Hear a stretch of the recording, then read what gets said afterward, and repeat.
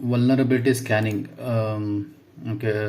Vulnerability scanning tools are capable of identifying following OS running on devices and our computers, which is also done during scanning phase, network scanning phase by Nmap.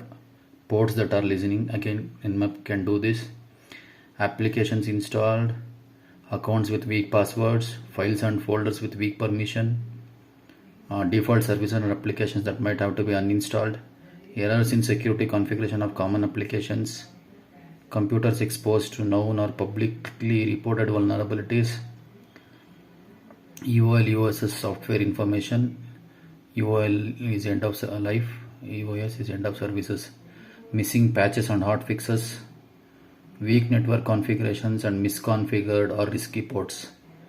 Help to verify the inventory of all devices on the network.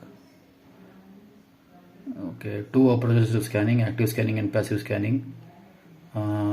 Examples of tools used for vulnerability scanning: Nessus, Qualys, GA File and Guard, OpenVAS, and Nikto. Nikto is web server scanner.